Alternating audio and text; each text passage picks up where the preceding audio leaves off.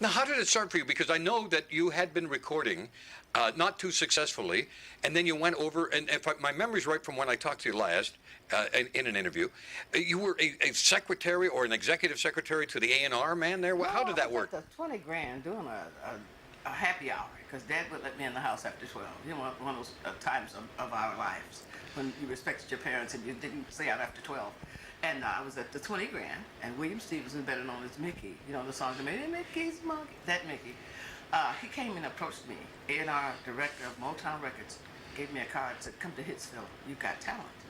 I showed up the next day at Secretary Time. He said, what are you doing here? I said, I came for the audition. He said, we don't have auditions every day. You should have taken that card and called. We have them every third Thursday of the month. Here, answer the phone, I'll be right back. He was going to prepare a session for a drummer named Marvin Gaye. Oh, yeah. One of the greats. Yeah, 1962. So that was the break-in? That's how I got there.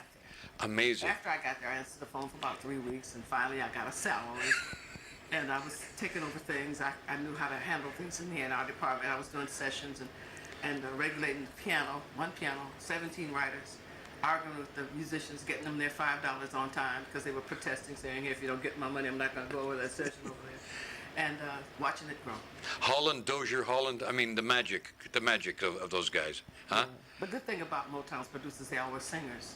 Eddie Holland had a success with Jamie. That's right. Went to #1. So he decided he didn't like the road, didn't want to go on the road and sing, didn't like the girls pulling on him.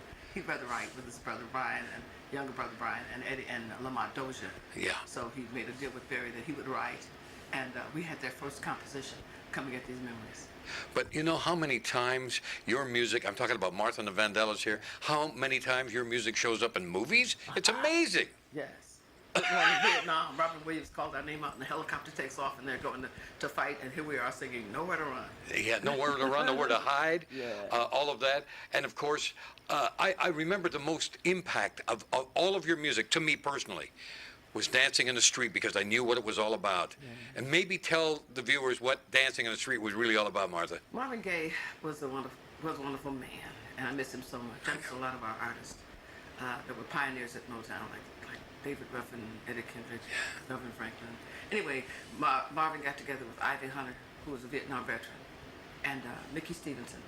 And the war of the city was happening. Yeah. And they wrote Dancing in the Street to quench it, to tell everybody, hey, stop fighting and tearing up your own houses and burning down, you know, your stores, start dancing. And we rejoiced with that song.